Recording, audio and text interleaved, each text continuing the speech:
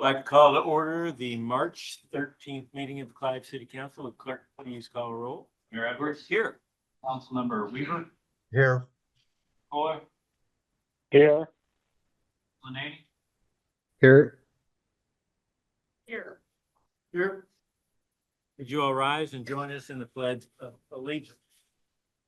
I pledge allegiance to the flag of the United States of America and to the republic for which it stands, one nation, under God, indivisible, with liberty and justice for all. Next up, we have approval of the agenda. I'm not aware of any changes. Approval. Second. Motion second to approve the agenda. Further discussion? Seeing none, all those in favor say aye. Aye. Aye. Opposed, nay. Our agenda is approved. Next up, we have our citizens presentation. This is the opportunity for anyone to address the council on an item that is not on the agenda. And Pete, do we have anyone online who might want to approach the council? If there's anyone in the chambers who would like to do so, please approach the podium. For those online, use the raise hand function on your Zoom screen. Look down at the bottom of the icons on your screen and click on the react emoji. And be able to then raise your hand. While you do that, I'll just remind everyone that we follow pillars of character counts in everything we do at the. So, Pete, did anyone raise their hand? No, you're off. Very good. We'll move to consent. Requires a resolution. Approval. Second. Motion second on the consent items. Further discussion? Seeing none, will the council please vote? And will the clerk please post that vote? Aye, Matthew. Yes.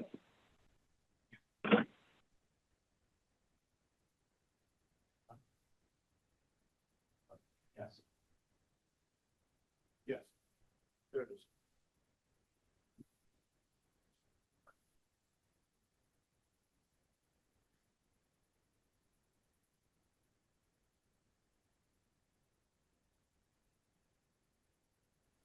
And that passes by a vote of 5-0.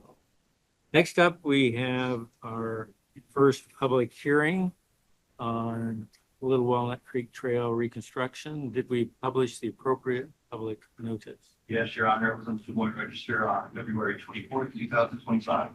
Very good. Jim? Thank you, Mayor. We received bids last week for a reconstruction project on the Greenbelt Trail east of Alice's Road. We set this up a little bit different, giving the contractors an opportunity to bid alternates on either concrete or asphalt surfacing. We received 4 bids, 2 each for concrete and asphalt. Howard Construction was red low and we're under the engineer's estimate. We haven't worked directly with them, but they have a reputation for this type of work and have done a lot of successful projects in the metro in recent years. So we're looking forward to getting started with them. So as a result, staff would recommend award to Howery for the low bid listed. Happy to answer questions. Questions for Jim? Is there anyone in the chamber who would like to address the council on this item? Seeing none, I entertain a motion. Move to close public hearing. Second. Motion and second to close the public hearing. Further discussion? Seeing none, will the council please vote? And will the clerk? Yes, Matthew.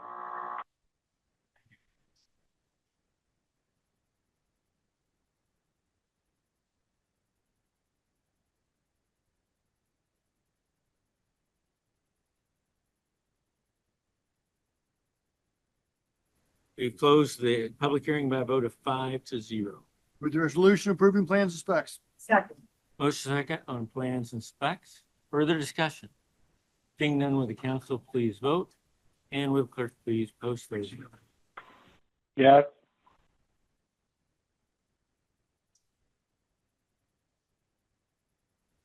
And that passes by a vote of 5-0. With the receipt of bids. Second. Motion second to receive the bids. Further discussion? Seeing none, will the council please vote? And will the clerk please post that vote? Kohler, Yes. Bids are received by a vote of 5-0. Move the resolution award the contract to Howard Construction for $807,787.50. Second. Motion is second on the resolution. Further discussion? Seeing none, will the council please vote? And will the clerk please post that vote? Yes.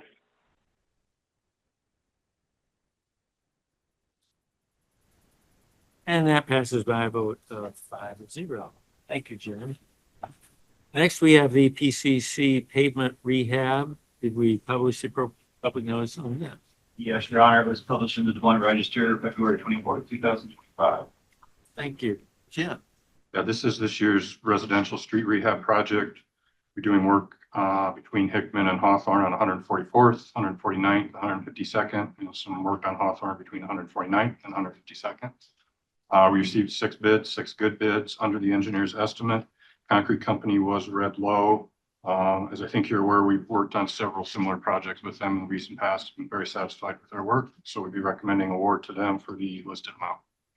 Very good. Questions for Jim or questions from members of the public? If not, I'd entertain a motion to close. Move to close hearing. public hearing. Second. Motion second to close the public hearing. Further discussion? Hearing none. Would council please vote? Yes, Matthew. Please post that vote.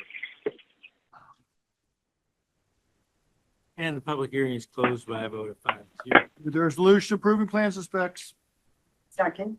Motion is second. Further discussion? Seeing none, would council please vote?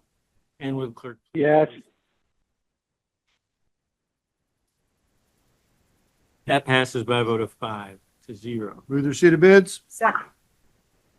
Further discussion? Seeing none, will the council please vote? And will Yes. please post that vote?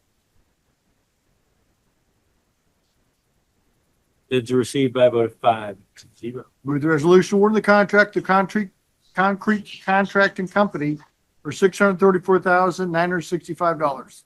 Second. Motion is second. Further discussion? Seeing none, will the council please vote? And Yes. clerk, please post that vote.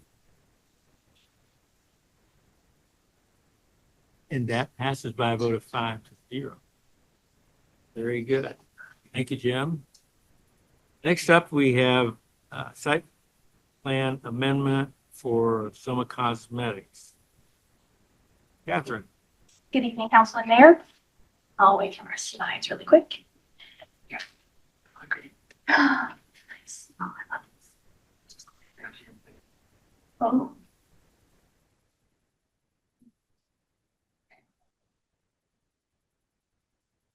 Beautiful. The applicant, Downey Construction, on behalf of Soma Cosmetics, has requested approval of a site plan amendment to allow for building facade updates to the existing building located at 12107 Stratford Drive. This is an existing office building that's approximately 8,000 square feet in size. It was originally constructed in 2006. Started as an office use, has remained in office use since its construction. There is an owners association for the development. Those covenants originally stated that all changes should be approved by the Architectural Review Committee. However, in more recent years, the committee has ceased to be maintained, and staff has allowed the owners association to provide consent for exterior updates in lieu of the ARC approval, which has been received for this project. The initial amendment approval was provided in tandem with an interior remodel permit. That approval was for landscaping restoration and generator placement. At that time, the applicant had advised that the building would be maintaining its exterior facade with no changes. However, when the available stone veneer product didn't adequately match the existing cladding, the color change was decided as it would diminish the variation between the existing and replacement stone and also freshen the look of the building. The exterior changes include white paint on the stucco and an opaque white stain on the stone veneer. The changes were completed without staff review in conjunction with an interior building remodel and were discovered at the final inspection.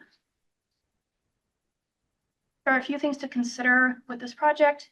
Major facade updates are generally not approved by staff and go through the site plan amendment process, which includes going before the Planning and Zoning Commission, as well as gaining council approval. Staff generally advises against painting treatments, specifically due to maintenance concerns. The color application is a natural color as required in the standards, and the stain is a product that is meant for a masonry application. However, had this come to staff prior to being completed, staff would have recommended a more transparent stain option similar to a whitewash or a contrasting color for their stucco and ephes in order to reduce the brightness of the building. The Commission and Council have historically approved a small selection of updates to masonry exterior facades without a full replacement of the masonry, such as at the Outback and the at-home stores on University. Staff has received one letter from a residential property against the change since the original notice mailing that was sent on January 21st. The resident stated that the new color didn't blend in with the surrounding nature, as well as the previous color palette of the buildings and development, making the neighborhood feel more commercial. The applicant has provided written approval from the association officers with support for the changes, as well as other letters from surrounding commercial properties in favor of the change. One was included in your packet and 3 others have arrived after the packet was completed and are available at your seats or were emailed to you earlier today. The project went before the Planning and Zoning Commission February 4th of 2025, where the commission unanimously failed the motion, citing concerns relating to setting a precedent for the rest of the Stratford Commons development to make similar facade changes. That the opaque stain application does not provide enough visual contrast despite the different materials underneath, and potentially doesn't meet the intent of the Development Standards Manual architectural variation requirements. And finally, that it's not complementary to, nor does it blend in with the existing development and neighboring buildings. As the treatment has already been applied, staff is unsure the ramifications of requiring the removal from the veneer. Removal of the stain could cause enough damage to the stone veneer to require a full recladding of the building. Staff is available for additional questions. Otherwise, the architect and the owner do have some presentation slides and discussions that they'd like to state in favor of their position. Is it okay? Yeah. Awesome. Yeah. Slides, awesome. Evening council, evening mayor, Josh Ridgely. I'm the Director of Design for Downing Construction. I'm Harry Cambillion, owner of the building. So Thanks for hearing us out. yeah, I appreciate the opportunity to come and talk to council tonight. What I wanted to do is just show a couple of precedent examples of kind of similar applications in Clive and in some surrounding neighborhoods. So I took an afternoon and just did a drive of Clive and some surrounding neighborhoods and found some examples of very similar, if not almost exactly the same thing that we've done at Harry's building. So as Catherine mentioned, we've got, the at-home store, the Outback, also Zenith Design Build, there on the lower right hand, and also I believe Hy-Vee Fast and Fresh. So there were other examples, but these seem to be the most appropriate. You've got commercial projects and commercial corridors surrounded by residential properties. Also wanted to show just similar examples, either in residential. So most of the examples are residential that are immediately surrounding the subject property. We also have similar examples of commercial properties, even though it's not stained masonry, it's kind of a similar aesthetic. And even though this isn't Clive, wanted to show you what some of the neighbors or neighboring municipalities have been allowing. So whether it's West Des Moines, Waukee, Urbandale, Windsor Heights, and others, this is something that is starting to be approved by a lot of municipalities. I do agree with staff's original concerns of paint versus stain for a product like this. Typically, a paint product is not going to be appropriate for masonry like that, just from long-term performance. Typically, a paint's going to seal up pores and not allow masonry to breathe. In this case, the stain product that was forwarded to the staff that I believe you have access to, it is appropriate for a product that we have. It allows the masonry to breathe and still perform as originally intended. Catherine, correct me if I'm wrong. There was one neighbor that had provided a letter not in support of the project. Was there a follow-up to that once they understood the landscape density? I believe I saw that in the packet. Is that not correct? They didn't follow up after. Okay, got it. So one thing we also wanted to show is, as part of the site plan approval, there was a significant attempt, not just from the exterior, but also from the landscaping perspective, to create a little bit more density of plantings. So, understood that this is now in line with city requirements for landscaping, but also does provide a little bit more of a landscape buffer from the subject property to the surrounding residents. So thoughts on before and after pictures. I think you've seen this. Here's a different angle of that. not only did we do some updated landscaping around the building, one of the challenges that we have is that landscaping is brand new and hasn't had time to mature. So it's a little deceiving, but the intent is that it will be fuller, lusher, richer than it originally was. But that takes a little bit of time. The other thing that I wanted to share, and Harry sent me this picture the other night, is in the development guidelines, and I've got some slides to show on that. One thing that the development guidelines talk about is texture or color. And so you can see, especially at night and during the day, there is texture and color difference. I spent a little bit of time working with Amanda and Catherine. They've been awesome, by the way. I was very mean to them, but I think they've forgiven me. I hope so. And so, I kind of dug And that's an into, interesting comment, if I may. Why were you mean to them? I wasn't mean to them. I'm being joking. Yeah. I just wondered, because we're recording this, so you made a statement. So I guess I'm not clear why you'd be mean to staff. I wasn't mean to staff. I was joking. All right. Yeah. So I apologize. I won't do that again. As I looked through the architectural standards, the development guidelines, I wanted to really sort of understand where the project was in compliance and where it wasn't in compliance.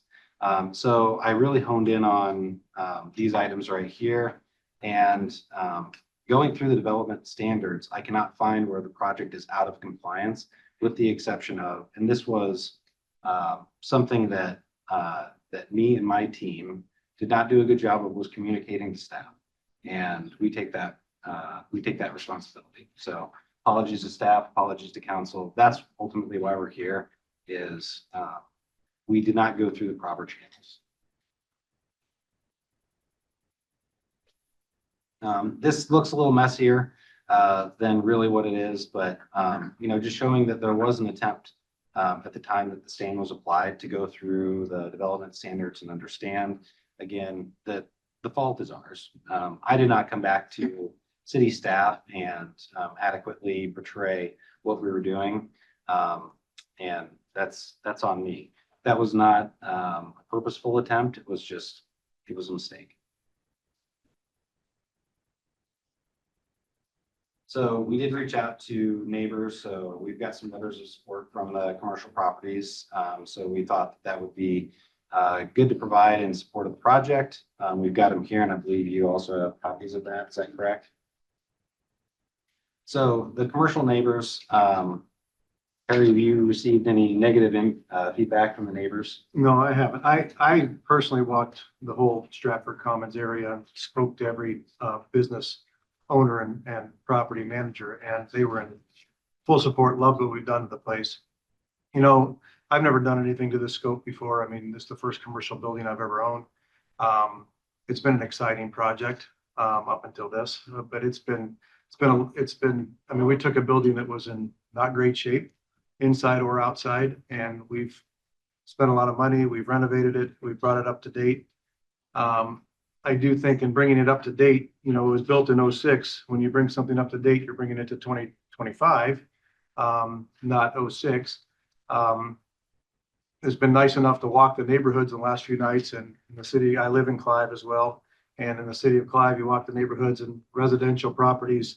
I took a picture of at least 10 of them that look just like that. White brick, white stone, black roof, even down to the same landscape rock that we used.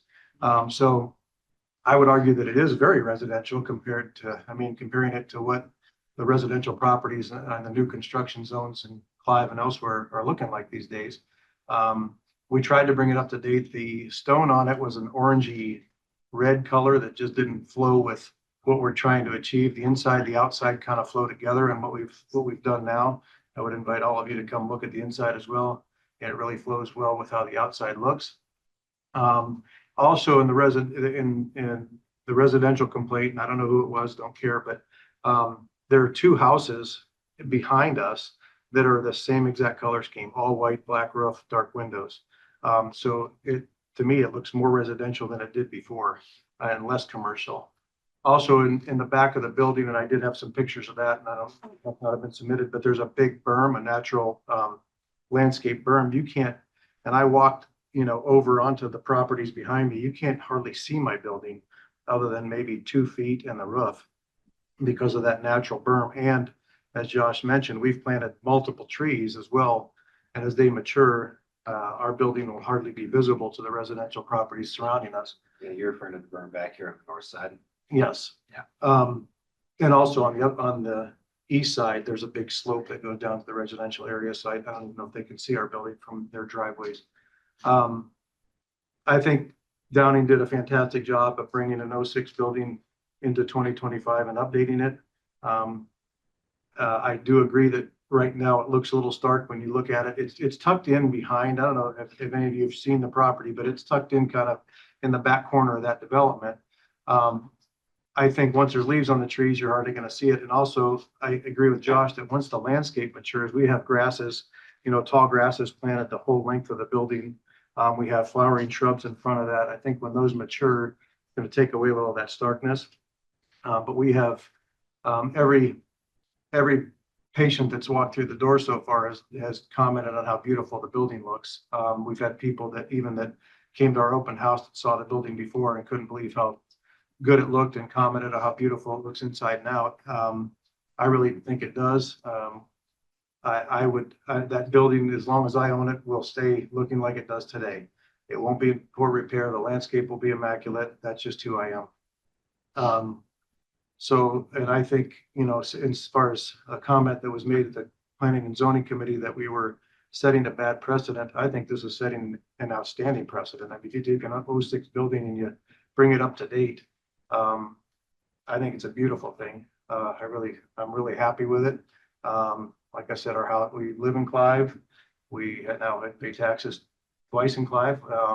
And we've had patients already come in from southern Minnesota, North Iowa. One of them stayed overnight in a hotel. They use our restaurants. I mean, we're hoping to build, bring people to the city of Clive. And I apologize if something was done wrong. As I said, I've never done this before. I'm super excited about it. And I would ask that you reconsider and approve it as it is. I think it's a gorgeous building. Thank you for your time. I appreciate it. Questions? Eric? Yeah, I guess I'll start off. Catherine, what's the typical process if they want to do an amendment to a site plan? How does that typically work? So typically when someone would like to submit a site plan amendment, they do so through staff. That's typically done before the work is completed. Sorry to interrupt you. Might step forward a little bit, just on the mics. I do my best. So they would submit a site plan amendment through staff. Staff does some review back and forth with the applicant to get it to the point where it's ready to go to planning and zoning and the council. Once that's at that point, we take it before the commission, the Planning and Zoning Commission. They provide their recommendation for council, and then we bring it before council. So help me understand why, when you worked on these projects before, why didn't we work through that process? No, that's a good question. And Harry apologized earlier for that. That's not his apology to me. That's my apology. So when we were going through this, we were in the midst of construction. Our original plan was not to update the exterior facade of the building, with the exception of patching the stone, like Harry said. And we got to a point where we had freed up some dollars in the budget, and Harry asked us if we could do this. And through that process, we didn't have that mindset to go back to the city. It was a mistake on our part. Yes, we've worked on a lot of cities.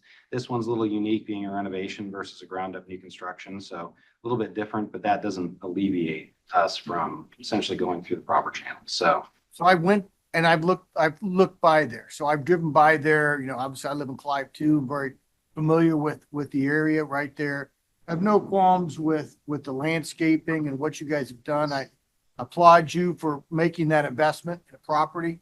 I don't think anybody has any argument with that. Anytime you're upgrading commercial or residential real estate, that's a good thing for you and for the community. The problem I have when they talk about precedent, and you touched on this a little bit, the problem that I have is the precedent set through the process. We have these processes that are very distinct that deal with a wide variety of things. And so when you don't follow the process, it sets a precedent for other people.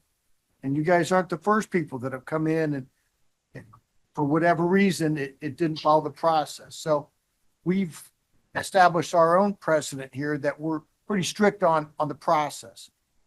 And the reason is because it's like a snowball that starts to go downhill. Everybody wants to subvert the process, and all of a sudden you have a wide variety of people coming in here saying, we're sorry we did this, act first and then ask for forgiveness later. That's the problem that I'm wrestling with right now. Do appreciate your investment in the property. That's the problem I have, and I think that's the problem that P&Z had as well. I would echo that, Harry, I commend you for what you've done, and that's a big step, right? The real estate ownership. Being a recent, I'll say owners from my day job of position of buildings and buildings, dealing with engineers and architects and a whole bunch of that here in the last year. I do get concerned that the owner's doing the right thing, the owner's throwing in the money, the owner's, piling in this investment. It isn't your apology. You hire people to do those things for you because you do what you do well, right? You don't build buildings. I don't think, right? I mean, No. I'm speaking for myself. I don't do vertical buildings. I can build a great hole in the ground, but I can't do vertical buildings. So you hire architects and engineers. And look, I've heard a little bit of the story of how this gone down. I too am in a conundrum because I want you to have this building, this beautiful upgrade and all that. The fault is directly here. And I'm hearing, it wasn't purposeful, but his mistake. That's an errors and omission deal, right? And you're here because of that. Because of just looking the other way at policies and procedures and codes and all that stuff, because somebody wanted it just done, right? So I'm in a conundrum. I really am tonight. I want to give you what you want, whether you're a resident or not. You're the owner and developing and redeveloping and doing the things we want. If you give a carte blanche check to architects and engineers just to do what they want to, it's dangerous, right? And I've been having that here lately. My own experiences, it caught me on a week. I'm tired of it. And the question is, should you be punished for it? But then what's the lesson learned, right? If nothing happens. So that's my conundrum. Susan, I understand that. I just have a comment where I understand what my colleagues at the council table are saying. I come down and thinking, had the process been approved, followed, I do think we would have approved this. I've driven by, I think it looks wonderful. I agree with you that it does. It's in keeping with quite a bit of our residential area. I live in country club area. There are multiple properties that have this kind of look. And I do think the landscaping is excellent. I appreciate the explanation of the paint that is used, that is breathable, that it works with this kind of thing. And, I just appreciate the apologies and will voting to support it because I would have done that. I would add, and I don't want to take up too much more of your time, but I would add in Downing's defense, we tried the stone with the grout in the stone itself was not in great repair in certain spots in the building. And we tried multiple whitewash products that we tried to use to kind of cover, but let the natural stone come through. And after we repaired the grout, after they repaired the grout and we tried the whitewash products, it looked terrible. And I think that's what led us to go that one step more, because that's what the original plan was. Okay, let's paint the stucco because it was filthy, and let's whitewash the stone.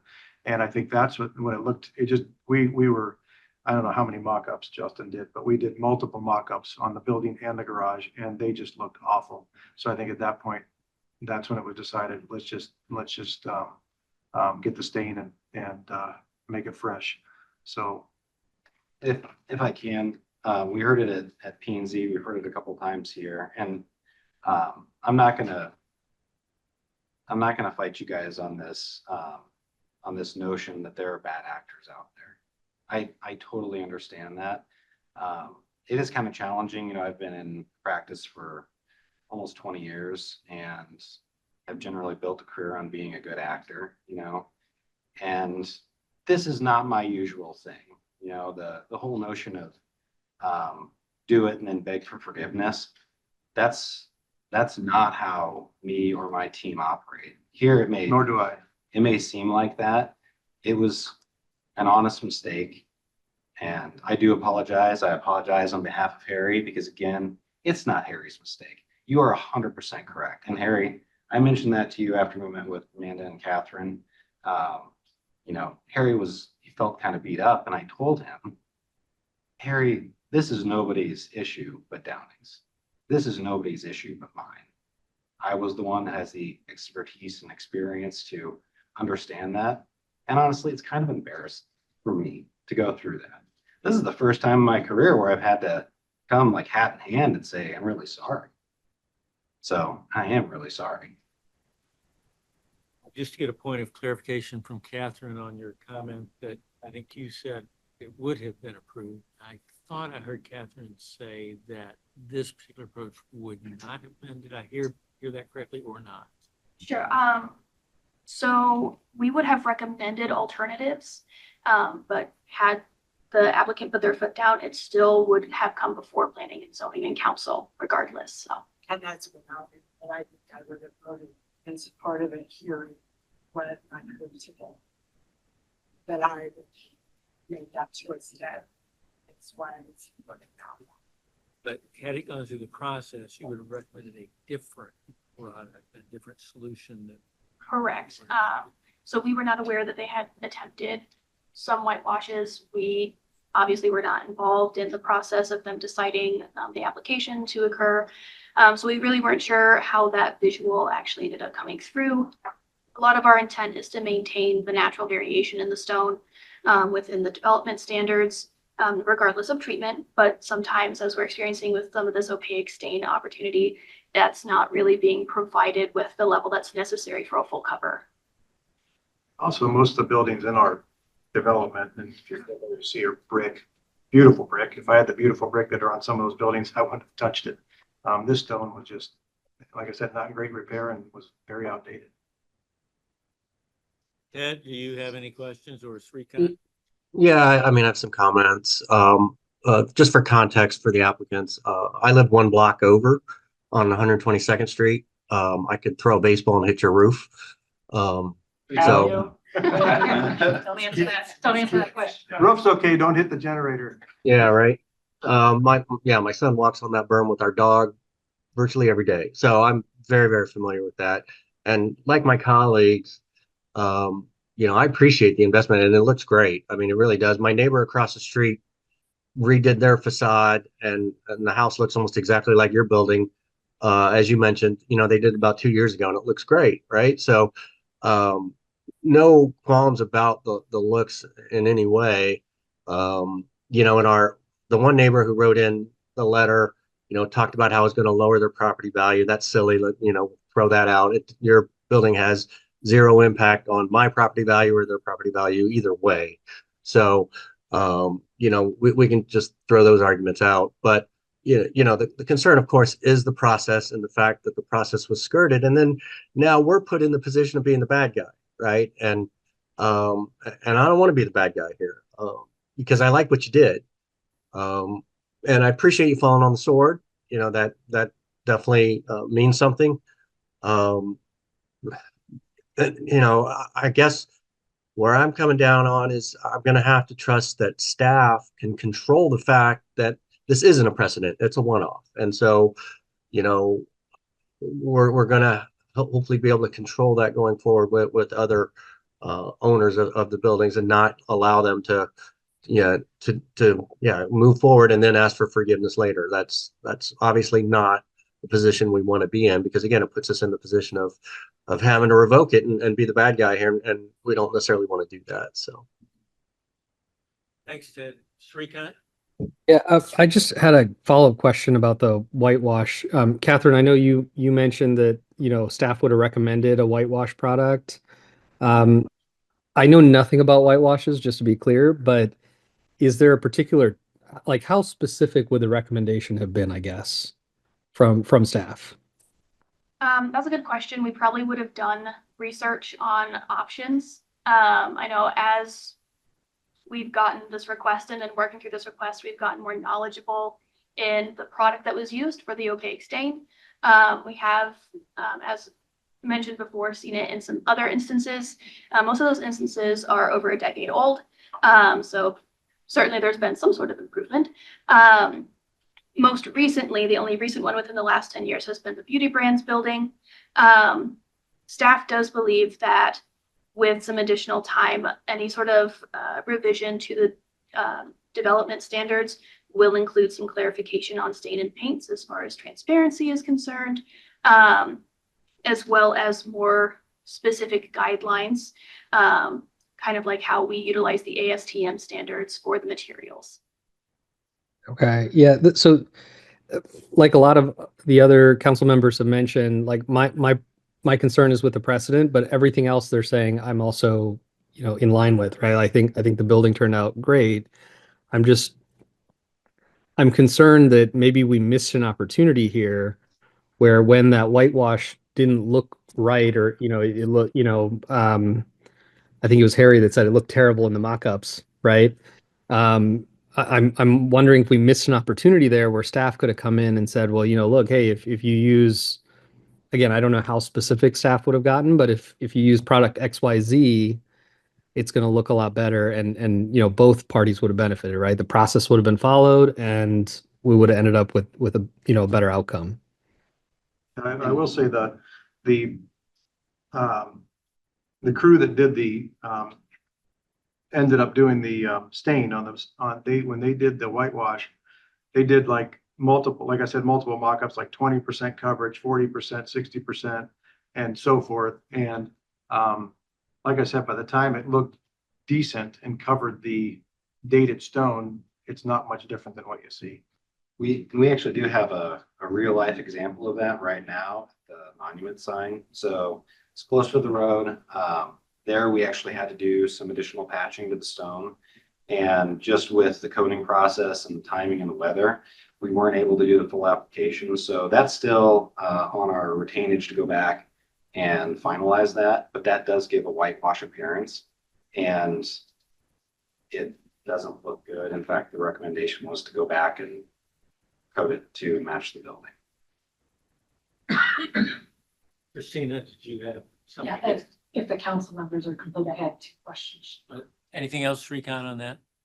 No, just a comment. I think I'm, as much as it pains me to say, I kind of agree with Ted here. I want to Finally right for a change.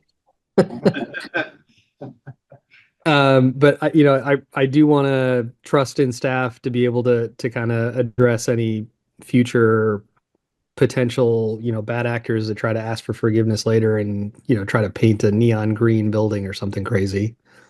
That staff can kind of absorb that additional effort.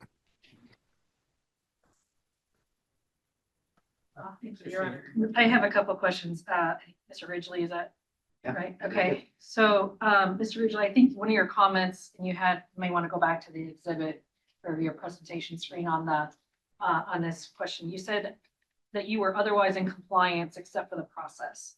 I want to just go back to that. You said you went back to the design development standards manual. Is that what we were looking at here? Yeah, these are excerpts from the development standards. And did I hear you correctly that you were saying, hey, when I look at the details here and I'm having dialogue with the staff, we're otherwise in compliance except we didn't follow the process. Is that what I understand? Yes. You're saying? Yes. Does staff agree with that? Generally, I mean, except for the process, were they otherwise in compliance with I'm reading the memo, and it seems to suggest that you agree with that, but I'm not sure if that's clear. Yeah, so I can add a little more context for that, definitely. So as far as the architectural elements are concerned, it's a little bit subjective, I will agree, whether or not that is in compliance. Because it is a change in material. You can still tell where there's stucco, where there's stone. Where we're really falling from compliance is on the exterior materials table, Right. which is where we, through the process of updating the development standards, you all may recall, we did specifically talk about the paint and stain, because we know that request is coming up more. So we didn't entirely prohibit it because we wanted to leave it open for certain applications. For example, all of you probably remember what Outback looked like a decade or so ago before it was done with the red and white contrasting brick. That's an application where staining it is likely an improvement over what was there. So that area of the manual where it has the exterior materials, we do not have the stain or paint identified as acceptable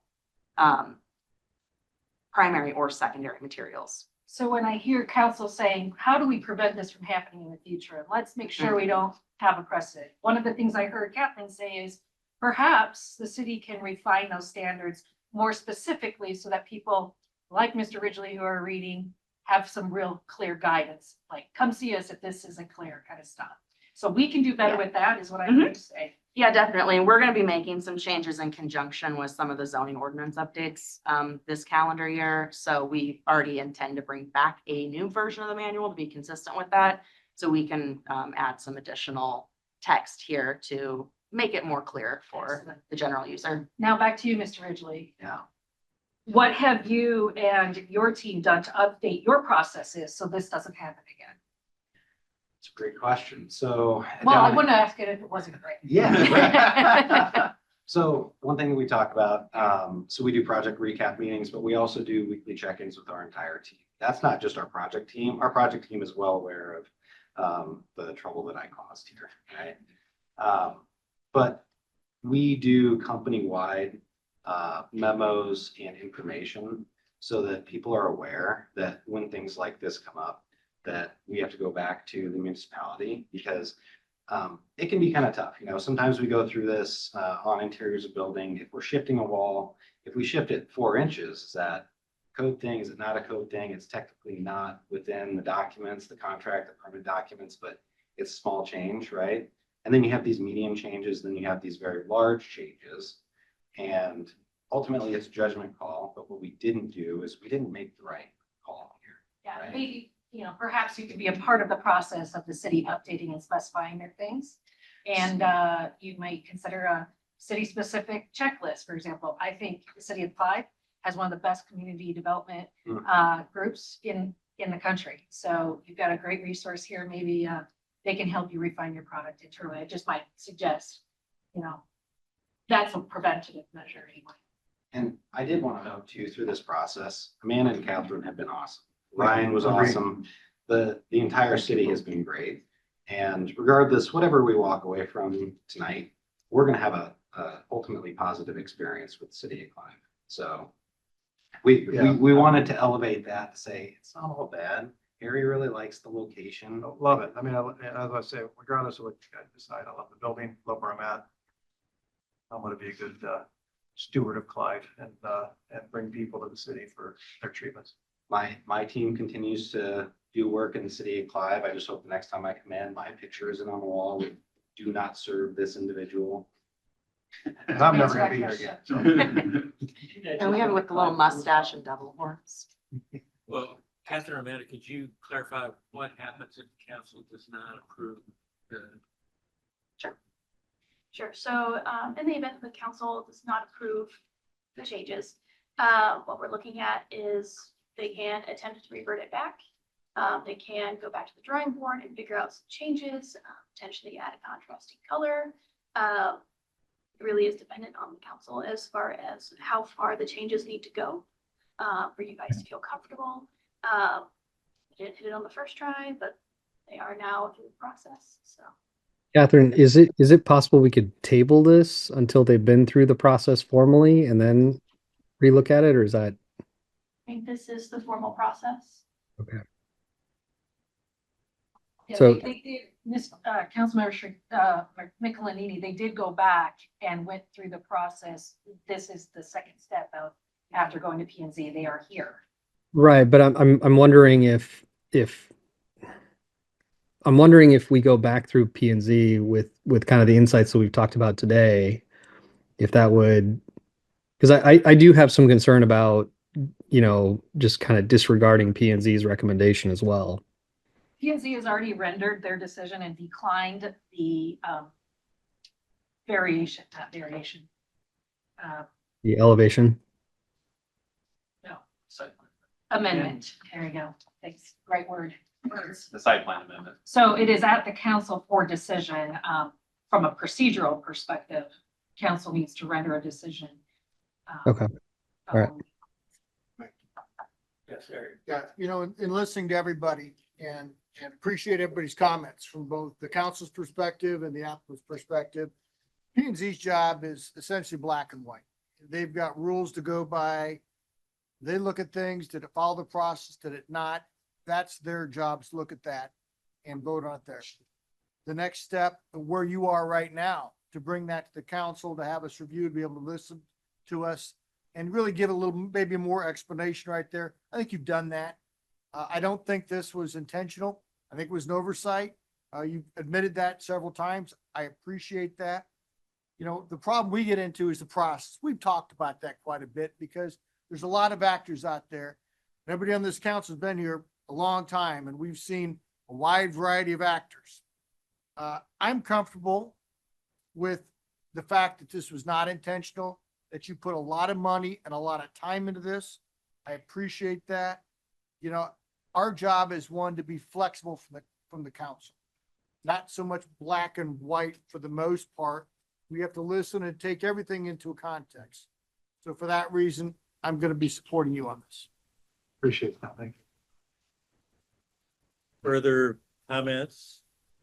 Again, I think we were looking here for a motion to approve the site plan amendment. Move approval to approve the site plan amendment. Second. Motion second. Is there further discussion? Now I have to say one more word on this.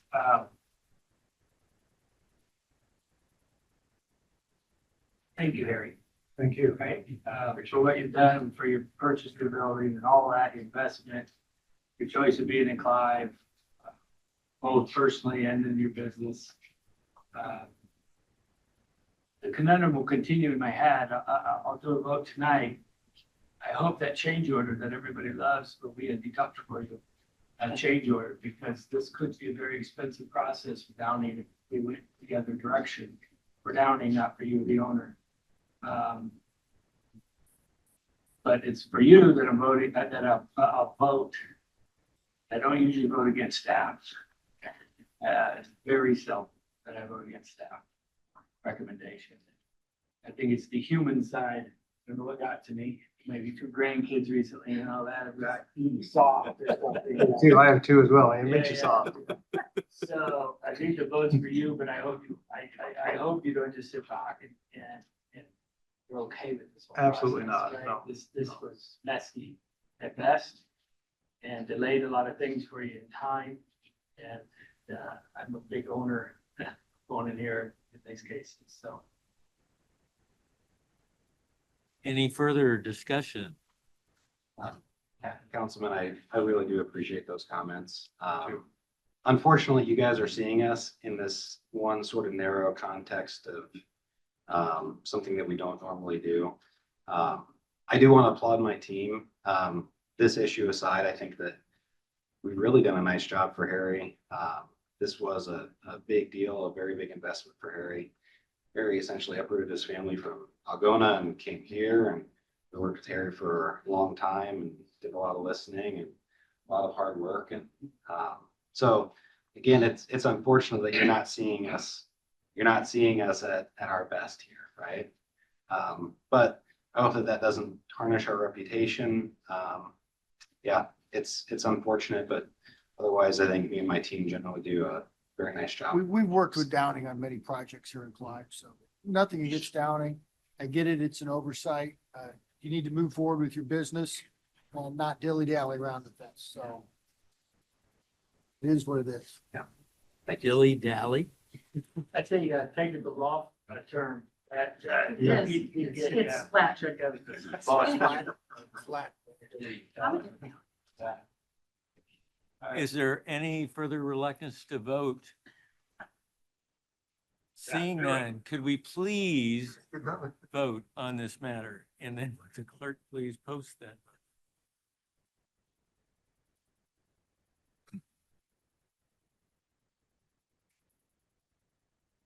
That passes by a vote of 5-0.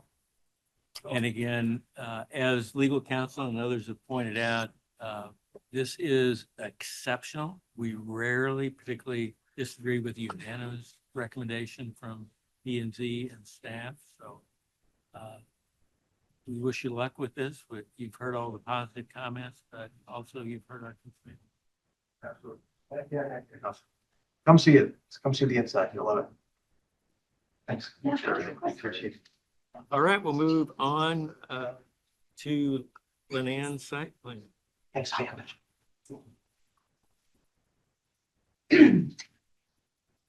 Let's see if I can figure out how to use a clicker again. Thanks.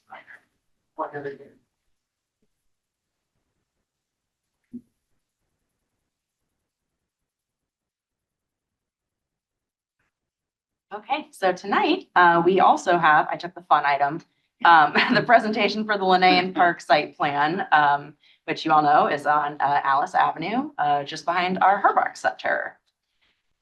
So I really like this schematic to show the site plan with all the colors. It makes it really easy to identify where each of the items are at. So as you are all very familiar with Lenayan Park, you know that this is many of the same features that are in the park today, just relocated and enhanced in their design. So the site plan is maintaining the futsal courts and shifting those up to the northeast corner. It's also relocating the basketball court up to along Alice Avenue. Both of those facilities have about an 8-foot fence installed around them. So having them next to the road isn't really a concern for any of the balls flying or anything like that. Then you can see as we move below the basketball court, we've maintained a flex lawn space, which is something we heard a lot through the neighborhood plan, the importance of flexibility in the park space. And then also our very cool splash pad spray ground area that's in the middle of the park there. There's also a playground, which I know Richard has a little bit to comment on. The specifics of the playground play items are not part of the site plan, just the area identified as. Those are being chosen separately. You can see next to the playground, just east there is the small shelter building. And then on the opposite end of the park, there is the larger shelter building, and then another building that has the restrooms and the spray ground equipment in it. And kind of connecting all of this is a nice park sidewalk recreation trail system throughout that is being extended down south to connect to the Herbach Center parking lot. So accessible ramp is going to be added down there to help create that connection into the park space and make those feel more like one property. And What are you Uh, doing then, with the old parking lot behind Harbach right there? yeah, so there is a bid alternative included where you see the bright colors up Right, there. right. That is in the bid package to be a half court basketball area striped there. I don't believe there's any fence around that, but where it's kind of sheltered behind the building, not really the same concern with traffic and kids running after balls or anything. So that is included as a bid alternate. So I'll have to let Richard touch on that for if that would be completed or not. There are a few parking spaces impacted back there, but nothing significant since that was primarily just the space for the fire engines to maneuver out of the apparatus bay. And so then the parking just west of that, the main Herbach Center upper parking lot and the lower lot don't have any significant changes happening in them. So all that parking will remain. And also the parking up along Alice Avenue is staying largely unchanged, aside from a few ADA parking updates that'll be made. Proper width, signage, access aisle, and ramp. Less parking. I thought we had first I thought the parking was changed. This is not a sticky point from it. I'm surprised that parking is tricky at best with that area. Yeah, it's a few spots that were very tucked behind the Harbach Center, that I honestly didn't even realize were there until I was doing the site plan review for this. So I think that those probably aren't really used significantly. So it's not really a reduction in the parking people would be using today going to the park. I think that's actually an improvement with this, where that sidewalk connection is coming up from the Harbach Center area. It will encourage people to also have their overflow parking there, where I think today people aren't really thinking to go park down there because it doesn't feel like it's really integrated with the park. So I think that'll be an improvement for people being able to find parking. Richard, where do we have any pickleball? Do we have any pickleball courts east of the interstate in Clive? No, we don't have any pickleball courts. The only ones we have are the dedicated ones at Wildwood Park. But what we've been doing is actually striping tennis courts when we resurface them with pickleball and tennis. So when we did, sorry, I'm drawing a blank, just Walnut Hills. Oh, Campbell has it too, right? Campbell does not yet, but when we resurface Campbell in a couple of years, we're going to stripe pickleball courts on there. Walnut Hills, is that what you said? It's 107th. Yeah, so just east of the interstate at that one tennis court, that small neighborhood park kind of built in the neighborhood just south of Clark Street. It's got a tennis court and a playground that has pickleball lines that were striped on it when it was done. That's right by residentials too, Yep. right? Yep. Yeah, it's right next to We residential. might get some concerns from neighbors with the sound of pickleball, which are Yep. far louder than the sounds of tennis. Yeah, but that was done last summer, and to date, we haven't got any complaints on it, but I also don't know if people have discovered it's got the pickleball lines on there as well. So do we have any pickleball courts in the 86th Street neighborhood area? We do not. And that was one of the things when we went through this neighborhood planning process with the neighborhood, all the engagement we did with the kids at Crestview and the general public, there was never a request for pickleball as part of this planning process. So that's why it didn't get included in there. Knowing as popular as it is, we were actually kind of surprised that we didn't get any requests for it at all. If I might, sorry to interrupt. Yeah. There was temporary striping put down in the bays for pickleball.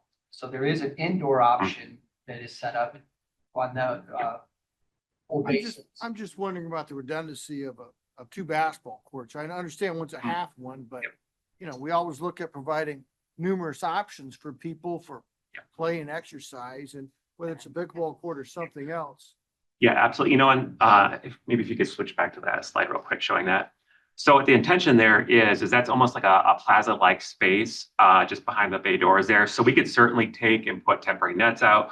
We could stripe, but this was just an option that they showed there, that we would just put a basketball hoop at the north end of the parking lot where it is kind of parking now. So that's something we can certainly evaluate and probably put striping down if we wanted to as well to provide that option. Sense is with the demographics of that neighborhood, perhaps there's not a lot of pickleball players, but Yeah. there's an old adage, if they build it, they will come. No, absolutely. Right now, there's a tremendous shortage of those types of Mhm. recreational experiences in the greater metropolitan area. Absolutely. And like Pete said, we have striped the bay floor in the rec bay with pickleball. So depending on the use or the renter or what they want to do out there, we have nets and pickleball paddles as well. Does the public know that? Yeah, yep, it's all part of the recreation component of the rec bay at the Harbach Center.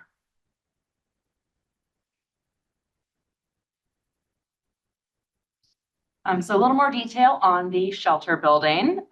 You can see it's got the like manufactured wood beams. That'll be the exposed timber, and then also has a metal roof on it. It doesn't show super great in the renderings here, but there's also Corten steel panels involved. So like in the large shelter, there's a counter area for events. There's a Corten steel behind that. And then that is also pulled into the restroom and pool equipment building as well to tie that together for an accent material. And then you can see in the little overview of the shelter here that there's room for, I think it's 8 picnic tables and a capacity of, I believe it was 85 people in the larger shelter and 49 people in the smaller shelter. Throughout the park, there was also a few other areas identified for benches and picnic tables outside of those shelters for more just kind of casual sitting space. We did hear that also through the neighborhood plan, that people wanted more of those sitting opportunities, and that there was a desire to have multiple shelters in this area for different groups to gather. Go back. Yeah. I love the shelters. I like the architectural design. Do we still have the little small shelter, Richard, over on the edge then too? Yes. Yes, there's one on the east edge of the park that parallels just right across from that. Gotcha. My only concern is with this type of shelter are the winds we've seen lately, right? The derechos. And my concern is, you can see there's not a, I mean, it's a high arch ceiling. You get a 100-mile-an-hour wind or 80-mile-per-hour wind, which seems to be not the exception anymore. We're seeing these on a regular basis. Just last week, it was 60, 70-mile-per-hour winds that came here. Do you have any kind of assurance from the manufacturer or on how they would handle these winds or how they would be able, you know, is there some kind of a guarantee on? Yeah, so this is it's a custom shelter, so it is being designed by the architect that is hired by the city to do this. And then once they're done with all their structural plans, that will be reviewed by the building department and signed off on that to ensure that they meet all the appropriate building standards for a shelter like this. That might be great, and I appreciate that. Will that withstand a 100-mile-per-hour wind? That's the question. That's probably a question for Doug or someone from his team or Ryan. I don't know the specifics on that. And what type of assurances or additional, you know, backups or guarantees that, you know, construction wise, can they do to fortify that? That's where I'm going with this. I'm sure they're going to meet requirements on. Yeah, what we can do is we can get that information from the architect and talk to Doug and the team there and get that information back I to would you. just share that concern. Yeah, absolutely, we will do Because that. I could just see this turn into a big sale. Absolutely. No, we'll get that information, express your concerns, and we'll get information back to the council. Definitely. Ryan is currently out until I think it's Thursday next week, but when he returns, I can get with them and make sure when these come in that that's an item that's specifically looked at for what the wind loading They've got to requirements. put extra brackets, you know, whatever it is. Yeah. Right? Whatever it is. Yeah, there might be some higher standards that it could be adjusted to. So we'll definitely circle back with him on that. Anything else on the shelter before I move on? Real quick back to the shelter. I'm sorry to believe that. We had talked about additional electrical outlets because of people coming in with maybe a lot of crock pots. What are we doing to facilitate that, to allow for numerous people with electrical needs and crock pots, things of that nature? Yeah, so I'd mentioned there's like a countertop area with that Corten steel behind it. There, I believe, is some outlets there for people to utilize. And then both shelters are available or will be available for rent as well. Yeah, so you can see, and maybe, I don't know if there's any way to point on there, but kind of on the left side of the bigger part of the shelter. Maybe not. I think you went back to the blank week. Right. Oh. That's a picture in the bathroom. Weird, okay. So on the left side of the bigger kind of trapezoid there, there's a little rectangle there. So that's being constructed as a counter height or with multiple outlets for people that have crock pots or any sort of event like that. And it looks like Amanda's gonna maybe help point there. This area. Right there. Serving So that's a counter. dedicated serving area for people that have events out there. It'll have multiple outlets, knowing that probably the most likely item other than, you know, like candy and stuff like and cake and those type of things is gonna be crock pots. So I believe we have 4 or 5 outlets on there for that. And then the other shelter, it doesn't have a serving counter, but it's got multiple outlets on the posts there to be able to allow people to do that.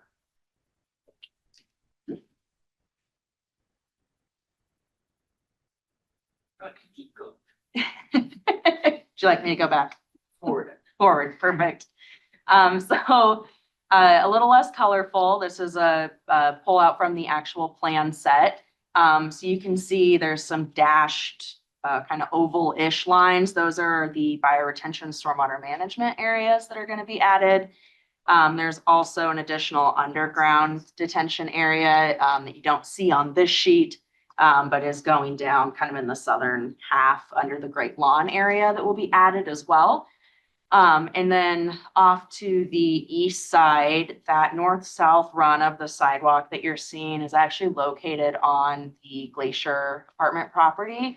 And staff has secured the permanent easement and temporary construction easements for that. But with all of the changes and work that are happening, including utility work and the age of trees, unfortunately, it's not possible to save any of the existing trees on the site. But you can see there's a very robust replanting plan that is being included as part of the project as well, including replacement of some of those trees along the shared line with the apartment buildings, But really creating more of an interconnection with that to make it more easy and attractive for those residents to also be able to access the park.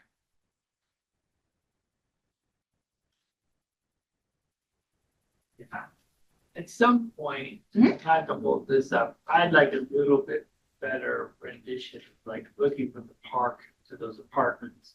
You know, what that visual is, and if it's a clear path, if we're even clearing it more, I don't wanna see that from the park, right?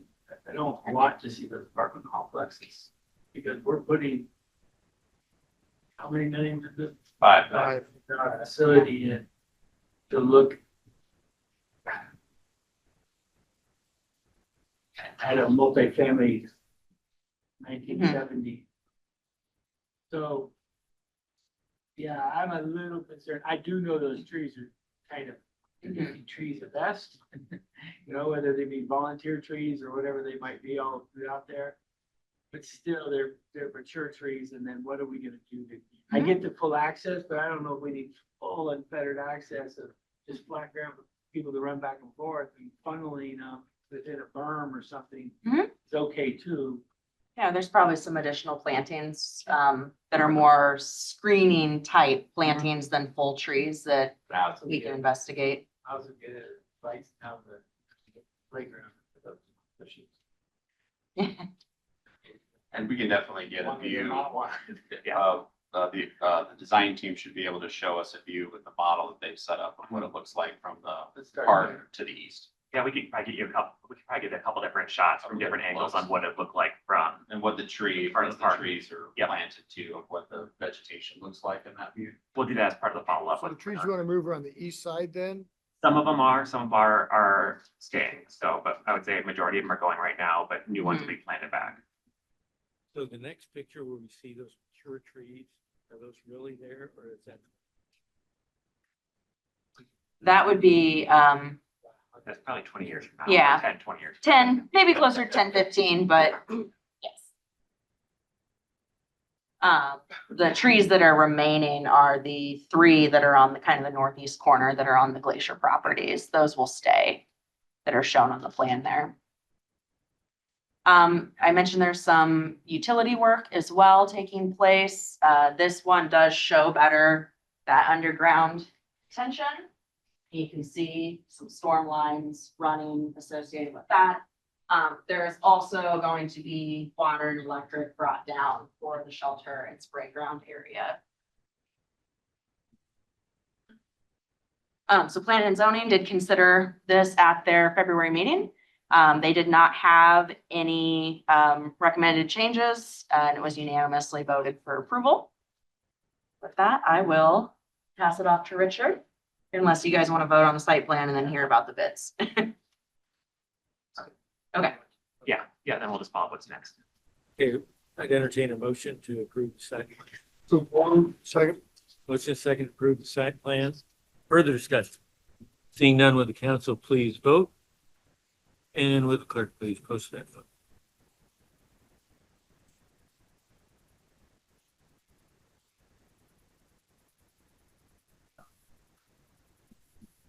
Theodore. It wasn't coming up, but I think I voted. That's a different view, but On screen, but it's good enough. Approved 5-0. Any update on what particular version of the playground has been proposed? Yes, actually, news on that. the slide shows what the kids have typically picked for the playground based on the feedback we got, meeting with the elementary students yesterday. The kids or the residents that voted on So it's a combination of both. So we it? can. Weighted vote, Richard, or?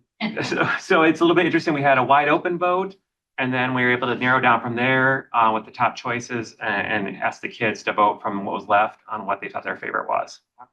Yeah, so it was a little bit fun. I do have a quick update in response to your questions about the wind speeds. Yeah. Catherine was able to pull up the building code information and verify that the wind speed requirement for Clive is 115 miles an hour for the design. So that should be exceeding anything that we're typically seeing. Thank you. Yeah, thank you. I'm worried Thanks, man. about the tie downs for me if I'm out there. I'm gonna need tied down. For sure. You shouldn't be out. in the weather. I don't get home very fast.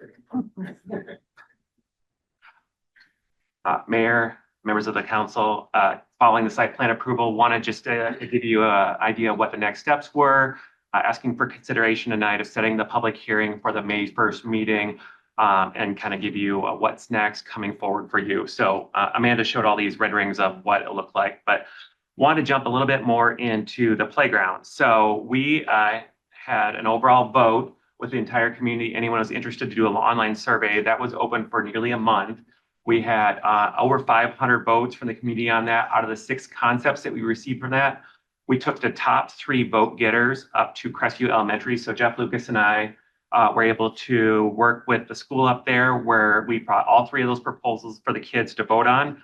We gave them a little dot, and we worked with the school, and they brought kids in class by class to vote on what their favorite concept was for this. In total, we had 459 votes over a 2.5-hour period up there. And it was a ton of fun. After each class would put their dot up there, we sat them down. We said, hey, what do you like about the one you voted for? And what do you not like? What would you change on that? And got some really good feedback from them. So the by far most dominant proposal was the one you see up right there that they voted to like. Almost 72% of the kids voted for that playground proposal out of the top 3. What option was that? That would have been option, I believe, 6. No, I'm sorry. Yeah, 6, I believe, on the original proposals. It comes with a squirrel. Yeah, so this is interesting. It's more of like a nature theme. So you can see there's flowers, there's dragonflies, there's a squirrel or 2, there's big leaves there. So it's almost like a Honey, I Shrunk Your Kids type of a theme there with like, it's really big kind of nature type things, flowers, butterflies, you name it. By far the most popular, we actually all sat them down. Why did you choose this? Things like that. And they just liked the options, variability of what they could do out there.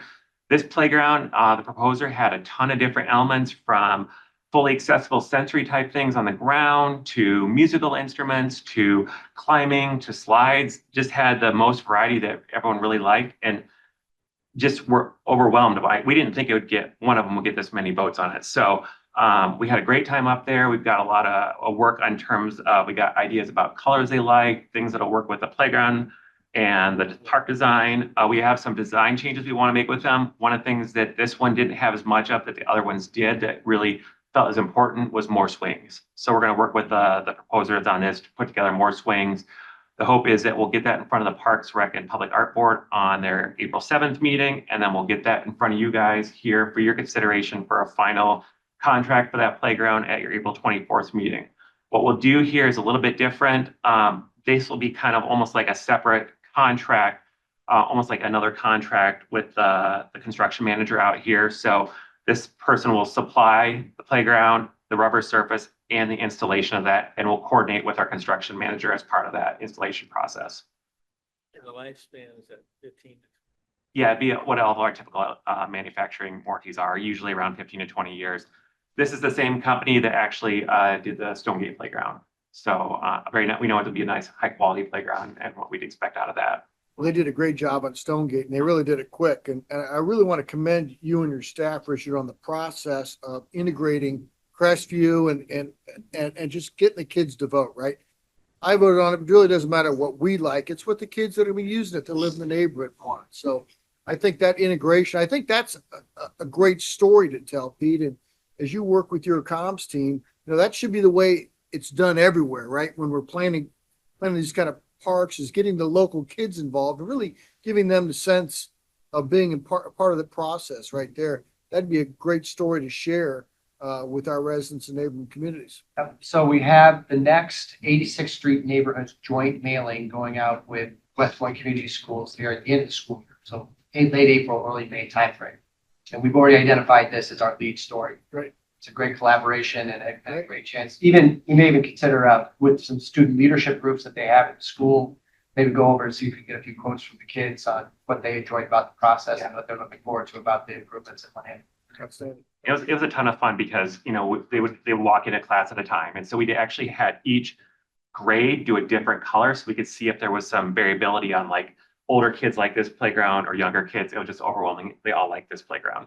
But after we talked to them, we're like, so you get to pick the playground for the park down the street. And their eyes just lit up. They're like, are you kidding me? We get to do this? And so it was a lot of fun to be able to do that and really engage them in a way that was meaningful to them. Councilmember Klein, I'll remind the council too, in the proposed budget, we have Huntington Ridge Park as the next one, where it'll be a full rehaul of the playground. And our intent is to follow a very similar process, and this would be a nice lead in to promote for that neighborhood in terms of the playground updates. Yeah, I agree. It's a great process, guys. Thank you. So just a quick kind of what we're expecting for schedule from here on out. Right now, we're looking to put the project to bid out to bid on March 26th. Working with our construction manager to get those bid docs put together, as well as the design team to get that all wrapped up and get all the site plan comments addressed. We expect in the neighborhood of probably 6 to 7 bid packages for the project based on his preliminary review. Bids will be due on April 22nd. And then we'll be back here on your May 1st meeting, asking you to receive the bids and hopefully award construction contracts. And we expect construction to probably start mid to late May, depending on how quickly contractors can mobilize on the site. So I'd be happy to take any questions. Any more questions for Richard? I have Yeah. one quick question. We're putting a lot of, and we've been working on this project for many, many years. Putting a lot of time, and a lot of money and a lot of research on it. Who is Lenan? Lenan was a former mayor of Clive that actually had a heart attack and died in office in 1969. And they dedicated the park in 1970. And actually, when we went to the Plan and Zoning Commission, Chair Alowitz actually is like, hey, I'm going to email you. I found an article from the paper when that dedication happened. So we actually have an old Register article that shows his family and that rock that's out there now. So we're going to pick that up before construction starts, and then we'll find an appropriate spot to put it back out there when the park's done. I would just have the council, we're redoing this whole park. Is it time to redo Lenan, the name of it? I don't know. Maybe yes, maybe no. I don't know. But if you're going to do it, now would be the time to do it, or we continue with, the current park name. I don't know how many people know that individual or have any connection to him. I like the feel good story on that. I'm just saying, if we were going to ever do this to the park, now might be the time to consider it. I don't know. Yeah, I think I agree with Derek, and I also would say that nothing against him, but that I obviously didn't know him. But John knew him. he was the mayor for a year and a half. He did die. Unfortunate, but We changed the name from the Diamond Center to the Hardback Center. So we have a precedent. One note from the kids too is when we first started talking with them about this multiple years ago and engaged them, they didn't even necessarily recognize it as Lenan Park. For them, it was always Red Park. Right. Because it was the actual playscape that's red. Who knows, with the squirrel at the top of the new one, this might become Squirrel Park. Squirrel Park, Crestview Park, what's something they can, relate to? I don't know. Your Honor, Councilmember Klein, I would agree that if the council desires, and this is something that we can have a discussion with the Parks Board on as well, if there is a desire to rename the park, this would be the time to do it. So something to think about. You don't need to answer it right now. We have some time while the construction is happening. We're not going to likely order the signage right away. The typical signage we will put with any park. You would still have the rock that has the recognition, that has the Lenan Park piece to it. We intend to keep that in the park, incorporate in the park near the signage. So again, reinforce Councilmember Klein's point, this would be the time to do it if you want to do it. thank you, Matt. So what we need to do is resolution setting public hearing. Was the resolution setting public hearing for May 1st at 6 p.m. Second. Motion second on the public hearing. Further discussion? Seeing none, will the council please vote? And will the clerk please post that vote? Oh, it's good to track this here. Look, now we're up to 5. It passes by a vote of 5. That's fancy. 0. Matt?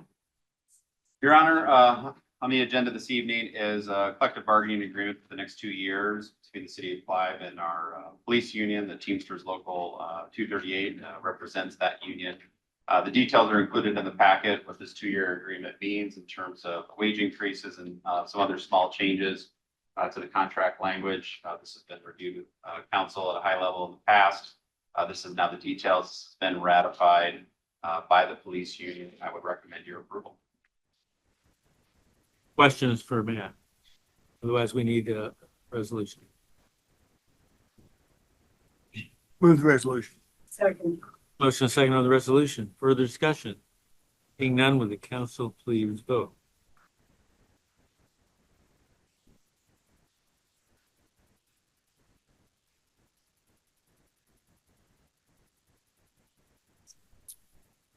And that passes by a vote of 5-0. Next up, we've got potential ordinance change. Your Honor, on the recommendation from the Council Personnel Committee, this is an amendment to a code of ordinance for the city manager's chapter of the code.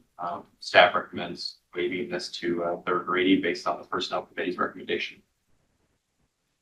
Questions on this? Again, this would provide the option of going to 3 years. It's not mandatory. Currently, it's 2 years. I have a couple comments on it. I'm not sure, and maybe Ted, you can answer this, but I'm not sure why we limit it at all, right? Why we codify a limit. The council should have the ability to say, we'll give you a 10-year contract, we'll give you a 5-year contract. Why handcuff a council in code, but you can do it to 2 or 3 years? I guess I've never been in a situation that has been limited for an organization. Seems to me a very unique code to Clive. And I'm just wondering what, and I'm not asking you, Matt, obviously. I'm just asking anyone that can explain to me, and maybe Ted, you've discussed this, but I'm for eliminating that, right? Let the council decide how long they want to give a contract. Well, I think most contracts are with city administrators longer than 3 years. They most. well, we have data on that, Matt. 3 years. 3 years is the average. And So- since the question was asked to this, the city of Clive is the only code that actually has a limit on a contract. There isn't any other city in the metro that has a. Yeah, why it's there in the first place, I don't know, Mike. I was actually surprised. I proposed this to try to get it more in line with the rest of the metro, where the majority of the communities are doing 3 years at the MPO. We just did a 3-year for Dillon. And this was more of an incremental approach. So we can always adjust it later if we want to make it more of an evergreen approach, we can do that, but this was just kind of an incremental move. I don't feel strongly one way or the other than I don't like it at the 2-year limit that we're currently at. I think that should be changed. But I think we do have some time. I mean, it sounds like if there is sentiment for looking at removing that we'd want to table it back. But why? Why table it? I mean, what needs to be discussed or research prior to whether you limit a 3-year or unlimited for council? Well, I think we want legal counsel to look over the language, come back, not do this on the fly. There's no other city that has this rule. You just get rid of the whole But thing. we need to do it thoughtfully with the advice of legal counsel, not on the fly. I appreciate that. I was actually just gonna look up on Westlaw right here to determine if Iowa code prevented. That's for me. So if you wouldn't mind, I would appreciate a couple extra hours to look it up. Yeah, I'm a little hesitant to make that jump. Just because everyone else doesn't have codified this being. I agree with you, Mike, on that, but I'm just not willing to. I'd like to hear from. So Before it comes back, I think, would it be okay to say that some would be open if legally we can do it, which every other city in the country. I'd be open to that. That we could, open to eliminate the whole thing, right? I mean, why codify a limit on a staff member or a manager? I just don't understand that. So it sounds like the sentiment is to table this and let legal counsel come back with all those answers. So I would entertain such a motion. So moved. Read the further consideration and then change. I actually believe you're gonna eliminate, I would prefer a table as a, because 3 to unlimited is a pretty significant change. So Second. we have a motion and a second to table. Matthew, are you up to speed on that? So further discussion? Edwin, motion. Fine, sorry. Would the council please vote, and will clerk please post that vote?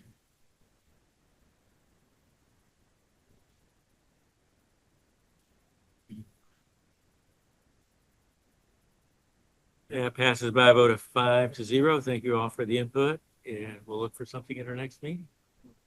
Next up, we have our council vacancy, and I guess legal counsel, I have a question for you. What would happen if we refuse to accept his resignation? Councilmember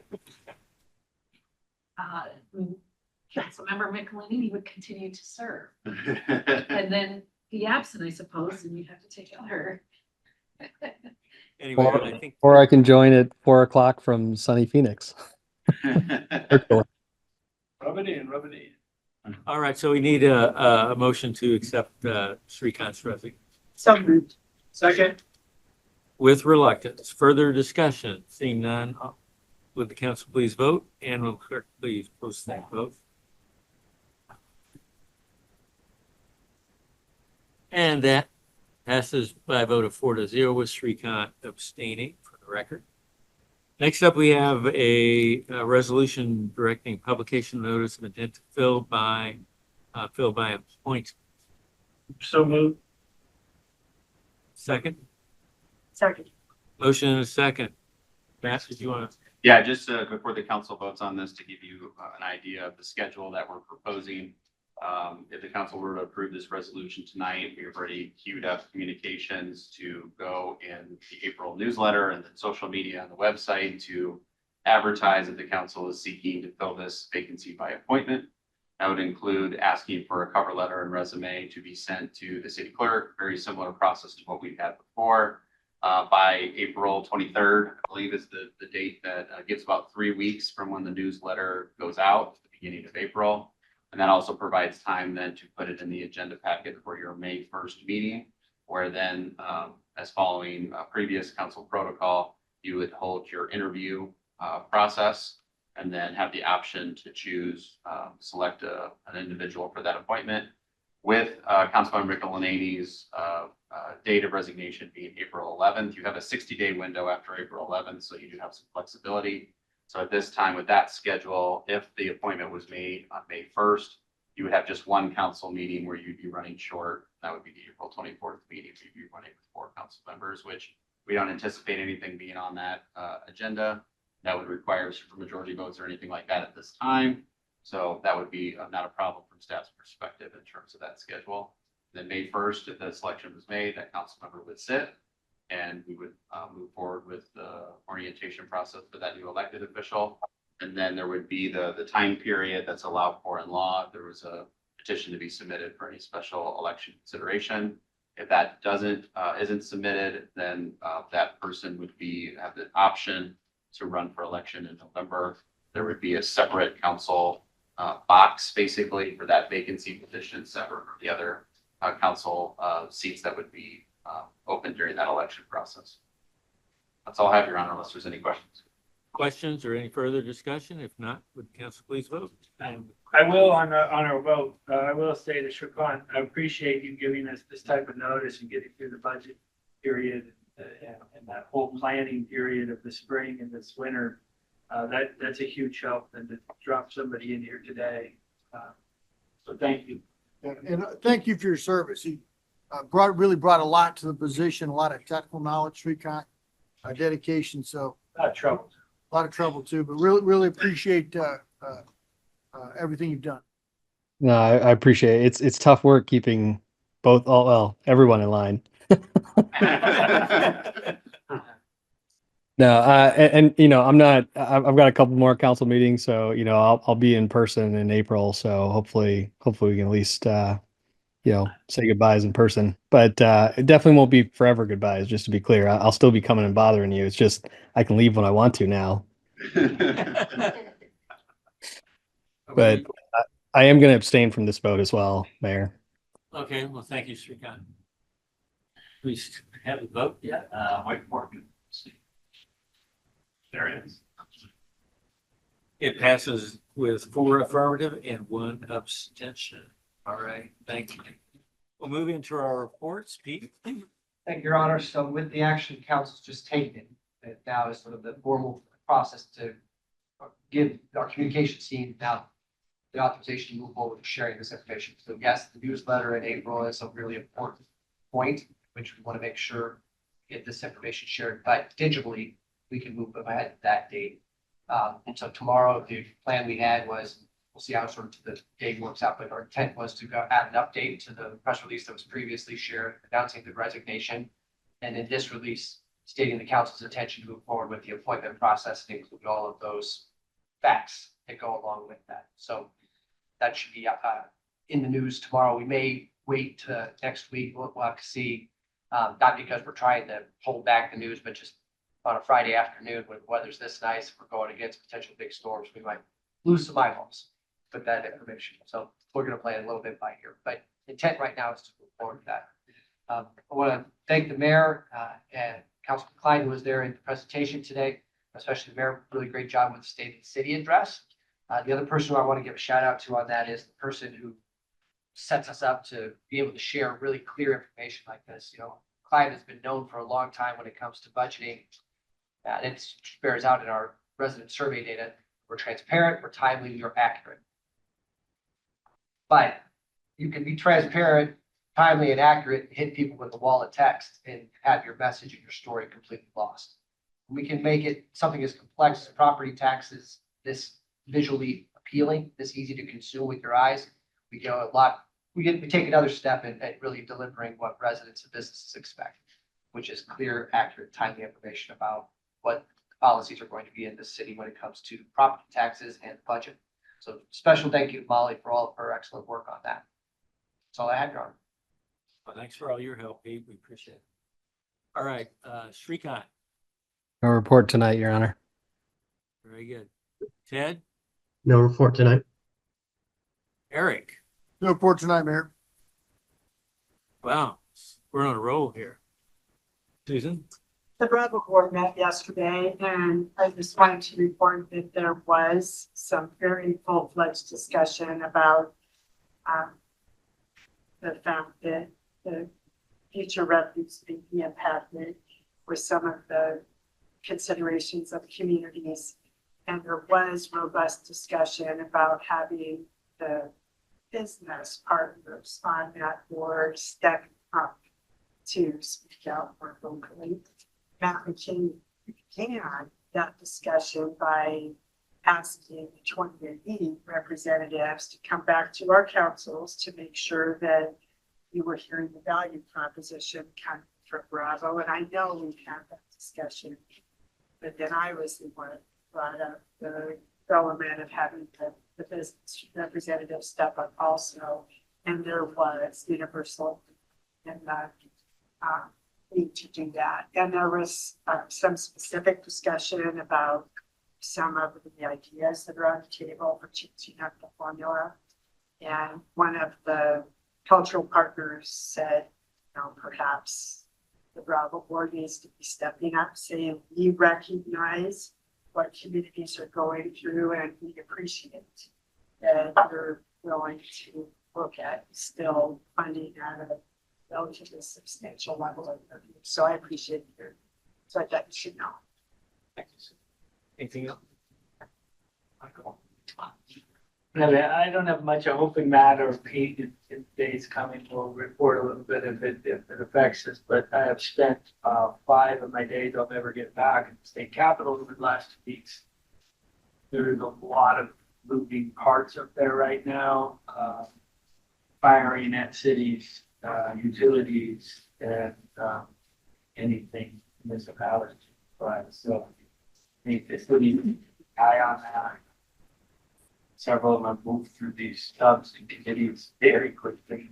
And get this kind of snowball. So Susan, but we all got to kind of pay attention to the work hard. Get up and talk. Right. Thanks.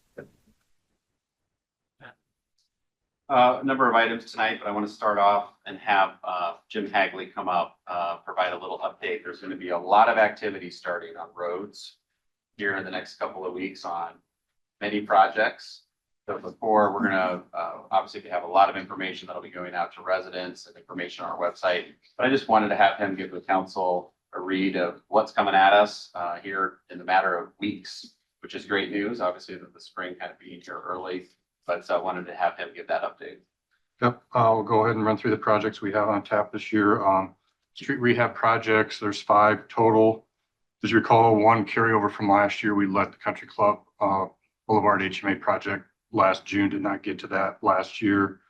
So the patching on that's going to start here before the end of March. We have a completion date of May 30th on that. The second HMA project has also been let, and that's on 138th and Lake Point.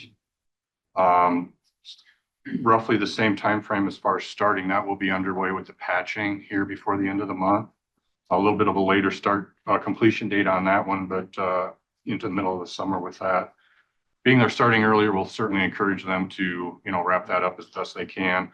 There will not be any full closures initially on those 2. We're doing patching, keeping one lane open, and there will be obviously the full closures on the days of paving. So a lot of information going out in advance of that when we get closer to those days. 2 patching projects, the arterial patching on University and Berkshire Parkway. That's the night work that we awarded 4 to 6 weeks ago. Have not had a pre-con with the contractor yet. We're giving them about 6 weeks once they start. Their initial indication was June, but again, haven't had many conversations with them lately. The residential patching you awarded tonight.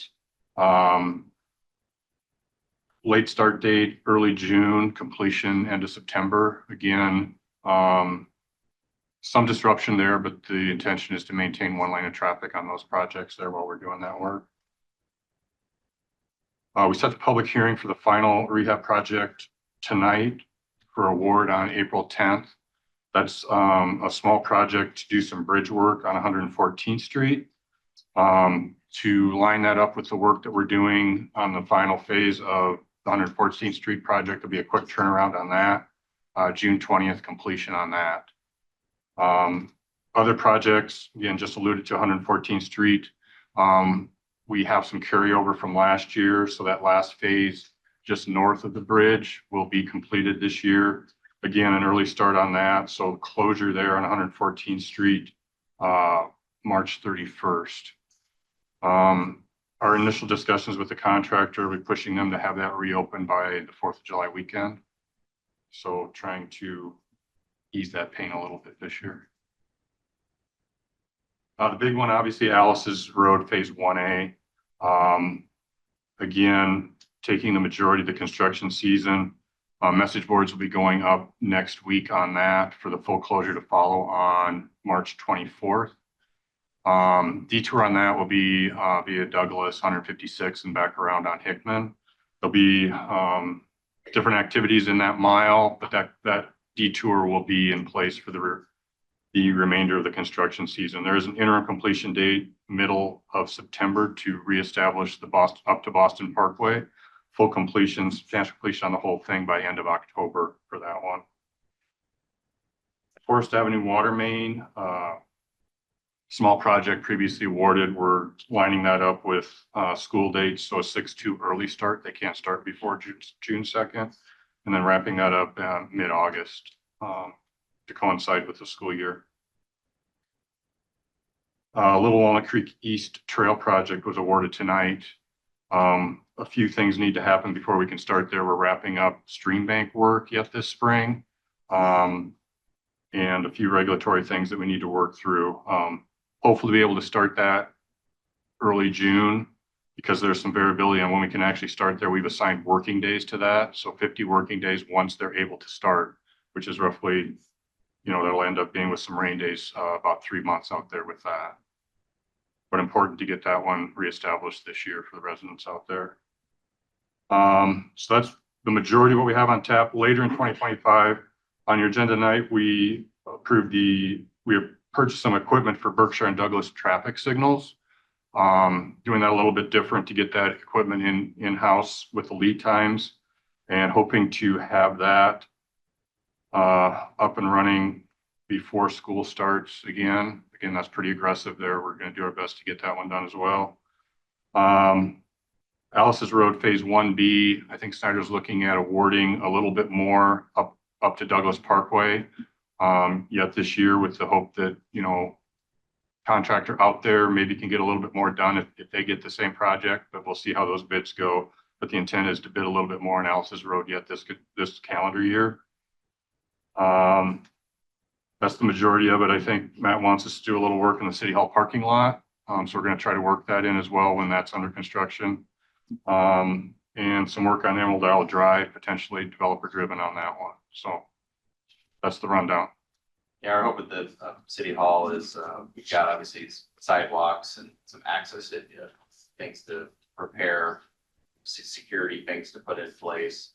We thought when phase 2 happens and the lower level staff is out of the building, that would be the best time to look at an overlay refresh to the parking lot while we're in there.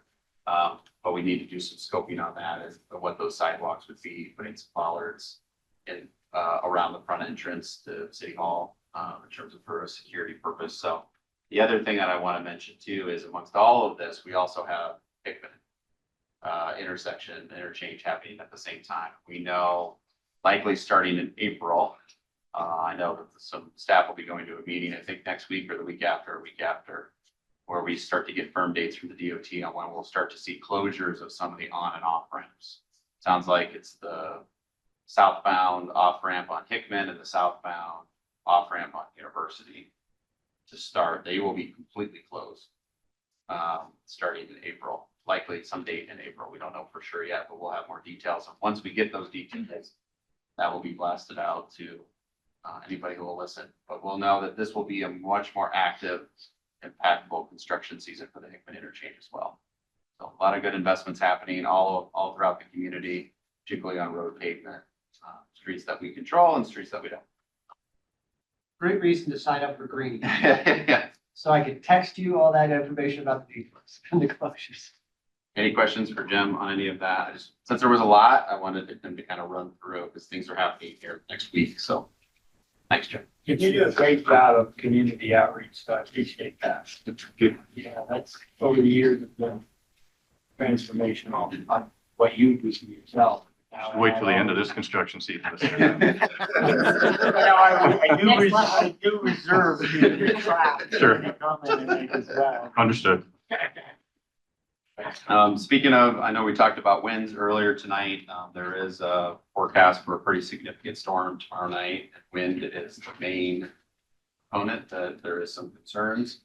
Some very strong winds. We're not in the bullseye area in central Iowa here. That's a little bit more to the southeast, but of course staff will be monitoring that. Looks like it's 4 to 10 p.m. time frame tomorrow night where that'll be hitting. I wanted to mention for your council meeting on the 27th, we'll have a couple updates from Westcom, their normal update and proclamation for telecommunicators. And then here just earlier this week, we had a request from the CDB to do their annual update at the next council meeting. Also, I'll be following up in my weekly update tomorrow on the publication questions. I think it was Councilmember McCoy that asked that related between the Coin Register and the business record. City Clerk Graham has done some good research on that, so we'll be sharing that with you tomorrow. Also, a reminder on the March 27th meeting, we'll have that early meeting at 5:30, which is the separate from the normal council meeting, which is the budget public meeting at 5:30. I'll have a brief presentation. I'll actually be doing it virtually because I'll be in Iowa City for a conference. We'll have a brief presentation similar to what we did last year and seeking any comments from the public. And then you will adjourn out of that meeting and go to your regular meeting at 6 o'clock that evening. Also, back to Councilmember McCoy's comment related to the legislature. A week ago, a very large comprehensive property tax bill was introduced by the Ways and Means chairs from the Senate and the House in the Iowa legislature. I can tell you that that has been a lift that all cities are looking at very, very strongly this week. Staff from multiple communities, Iowa League of Cities, a number of folks trying to make sure we understand what the bill does. It's a 54-page bill that does a lot of different things to the property tax system. So there might be some opportunities. One thing I want to mention, I do appreciate that the legislators have given all the stakeholders involved, but particularly county, cities, and schools, a few weeks to evaluate the bill, provide feedback. They have very much indicated that this isn't a final product. And this bill, I think that is different, a different posture than we've seen from the legislature in the past. So we appreciate having the opportunity to provide feedback and make sure we're researching what the potential unintended consequences could be for this reform legislation. But this is definitely the most significant change in the property tax systems of the 1970s with what's outlined in this bill, eliminating rollbacks, residential rollback, commercial rollback, a whole lot of other components. So a lot of folks are modeling it to make sure we understand what it does, and we'll hopefully follow up to what it might look like for the city of Clive in its current form. And then I know a small group is getting together on a regular basis to start identifying what are some feedback items that we want to suggest. I know the business community is involved, and a number of stakeholders are involved in the conversation, as well as a number of other bills. I think there was a comment from one of the league lobbyists that we had upwards of over 200 bills related to cities at one point in time before the funnel. That has been, first funnel has been trimmed back, and again, the second funnel will be at the end of March. So, but there is definitely a lot of bills out there that are impacting cities that we're monitoring. Councilmember McCoy referred to a few of them. My last comment tonight, and I'll share the link to the obituary tomorrow in my weekly email, that John Schieffer, who is a former fire chief and council member of the city of Clive, passed away yesterday in the afternoon. There's been some recent news. KCCI had some coverage of some news of a Jeep event that was done, and our fire department was involved with it around Indian Hills, where John lived. There will be a celebration of life actually at the Harbach Center on April 5th. I'll share the details with you on that. We had been working with the family on that. That will occur. I don't have the time in front of me, but I'll share that with you tomorrow. But I wanted to make the council aware of that. We'll follow up with the details. That was KCCI that did that. I believe it was. It Yeah. was a nice piece. Yep. Good job. Thank them for that piece. That was a great piece. I liked. Yep. Now, I just had one comment or question on the storm debris piece, right? It's something that we're working on right now. The city has a policy in place. Well, I think it's a policy. The county, yeah. That came through the county. Yep. And there was some discussion at our last board meeting at Metro Waste Authority, but also any discussion in the county here in the last 2 weeks, that, are we going to follow that or not? Right? And I just say, perhaps I might be one of the few that can get away with it in meetings like that to say, it's us that are the problem, right? I think Taylor Swift has a song on it, right? If you're Swifty, but me, I'm the problem, right? And Eric knows that he's saying it, but sometimes that policy is there for, look, if we follow it or we don't, we need to make a decision. Not tonight, but perhaps tomorrow will be a pivotal point, too late, but at some point here in the next month or so, we need to make another decision on if we're going to continue following that. I think we've done very well, right? But there's a lot of pressure by electeds to at times not to follow, right? And I get that too. Well, Matt, you're going to give us a quick 2-minute of what we do in the case of a storm. Yeah, we follow the county policy. And we did that last year with the one significant event in May, where we evaluate what neighborhoods have minor damage versus major damage. And for example, in the case of last year, and the council has given me the authority to make that call. And I'm happy to do so, where we identified that the neighborhoods east of the interstate had more major damage, and that's where we did more enhanced collection. And so that follows what the county sets in that policy. where you've done that damage assessment and you've made that determination. I appreciate the council backing my decision on that. We know that did not happen in every community in the metro area. There was definitely some changes that were made. Yes, definitely with some tough conversations with some residents that weren't maybe in those neighborhoods. But of course, we have to make tough choices when we're talking about the resources and the amount of time that it takes our parks and public works staff to go through all those neighborhoods and do the collection. So mindful of the resources that we're expending, the balance that you have to have. So at this point in time, unless I hear different from council, we're going to continue with the county policy. I don't know if there's been any discussions at the Polk County EMA level to change that policy. I'm not aware of that at this point. I know Chief Garcia and I have been talking about this quite a bit. More so on the staff operations side in terms of streamlining a little bit of how we do damage assessment, and having a little bit more formal process for certain grids of the community and assigning staff. Because we had so many events last year that kind of peaked our, maybe we need to have a little bit more formal process instead of Pete and me and the chief and a few others, literally just picking parts of the community to drive around and do our visual assessment. We have tools for the more extensive than when the derecho came through in 2021. We spun up very quickly with Corey Phillips, our GIS, our senior GIS analyst, a formal tool that we used to identify areas and actually allow the public to identify areas. So we have those tools. There's some other tools that Polk County Emergency Management, I think it's the Orion app and some other things that they're looking at spinning up. So we're doing more things maybe on the staff process side to make things a little bit more efficient. But at this point in time, we don't have any recommendations from staff to change that policy unless the council would like us to research that and do so. Polk County is going through a revamp of a lot of their policies. He says this is one that's actually being looked at right now. And reply. As they're hot, we've made some very strong comments on it, of the changes that were proposed. I think those are being reversed. But I would say start weighing in to Polk County Emergency Management on the storm debris and what's going to happen with it. You do have a program in place. Everybody does. It's called Curb It, or, a compost it program on the curb, and utilize that as a city and push that out as the message, right? It's already there. It's already in place.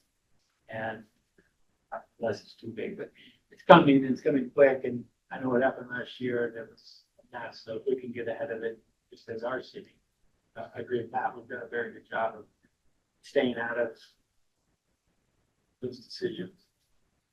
And compost it begins the last week in March. Correct. That is correct. Yeah, when we had the events last year, we used a combination of messaging, the bigger pieces and what we needed to do, and the composted program for those folks that have the smaller debris. So we did that in waste folks, because that is available to them at any time of the year. We also, good policy oftentimes has a good dose of good practices too. And then some of the responses we had last year, we demonstrated that by taking a kind of a casework approach where we needed to west of the interstate. And that's always an option that you all have given us as well. That's worked. Anything else? That's all I have here. Anything from legal counsel? Matt, anything from you? Any correspondence? Just a few wrap-up items here. First with Metro Waste Authority. Ted, you missed out on another exciting discussion of leachate. Wanted to let you know about that, but I'll sit down and fill you in. Can't wait. But anyway, I did want to note that Metro Waste Authority has to construct new cells every few years. This one was $12 million that we approved at last night's meeting. Engineer's estimate, I believe, was 17 million. So the price is significant, and to be doing that every few years, I think we just need to be cognizant of how quickly garbage that goes out to the landfill fills our cells. So I want to mention that, Michael. I don't. Oh, that's enough. And when I started, it was 5 years. Now it's 3 to 3.5 years. Spending $15 million. The one thing we can't do as a community is to keep burying garbage in the ground. same way it's been done for 1,000 years. So we gotta get creative and do some other things. That expense is only gonna go up, and we're eventually gonna run out of land, not in our lives or our kids' lives, but it'll happen.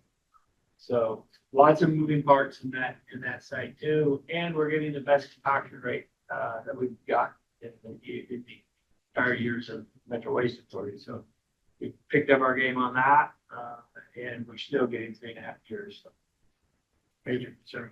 And Ted, the issue with leachate is that that is Metro Waste Authority, probably needs to start looking at wastewater treatment at some future. Deal with leachate and other issues. Right. All right, well, you're excited about that? Is that your comment? Can't get enough of it. Okay, very good. We had our MyLog meeting last night. I want to thank Chief Rayberg for joining me there. And I don't know, Chief, if you wanted to make any comments about the Polk County services that we've taken advantage of with the Crisis Observation Center, the Sobering Center, any of those. I mean, we probably don't think much about those services that are available in Polk County, but we do take advantage of it. So we were presented with services the Polk County Sobering Center has for us. It's a service that we have used.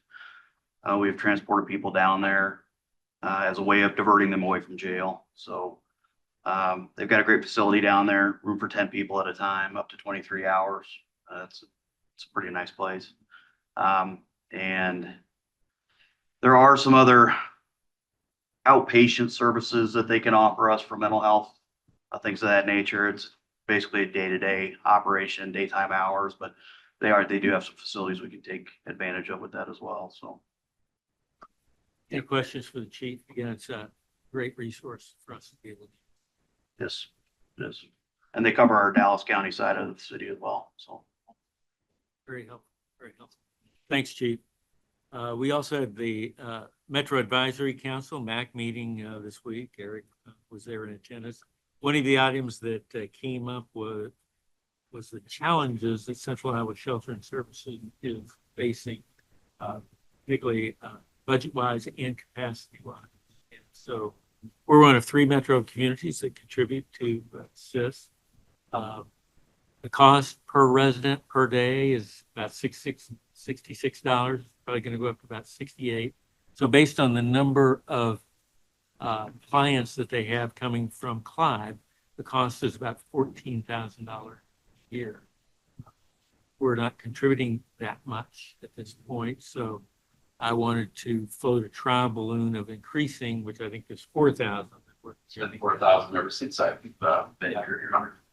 But based on certainly the challenges that they're facing right now financially and being able to meet those services, one of the things they are planning to do with those member communities, Clive is one of them, is to carve out a number of beds so they will be available to those from Clive who may need it. So I wanted to mention that and see if folks might be open to the option of increasing that 4,000 by maybe a few thousand, get closer to maybe 2,000 or 3,000.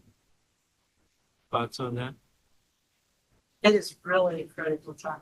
It is. It's It, very critical. it really is.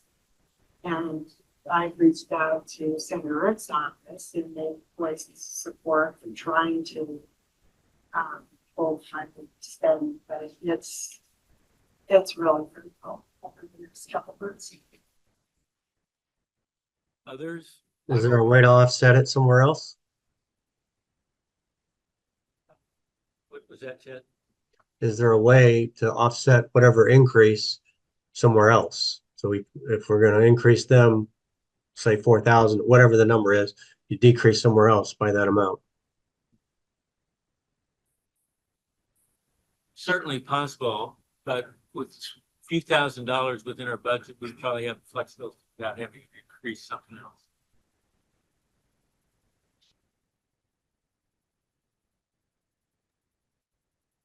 Yeah, I get that. My concern with all these things, and I support it. don't get me wrong, but, is once you go up, you never go down, right? And so it's cumulative over time. So Absolutely. that's my only concern. Was everyone comfortable with looking at in the 2,000 to 3,000 range? I'm fine looking at it. Matt, if you could take a look at that, that would be Yep. great. Appreciate that. And who wants to give a update on the caboose? It's, here no longer. It left our community yesterday. Thankfully with a little issue.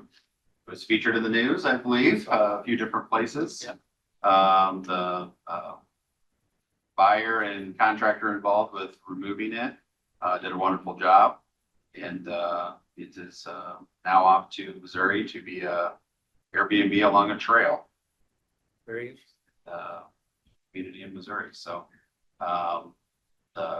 credit to the Clive Historical Society for working through that process and finding a buyer for the caboose, and we will continue to work with them to wind down the operation at the location. Very good. Thank you. All right. Do we have anything else for the good of the order tonight? Hearing silence, we'll adjourn at 8 p.m. Thank you.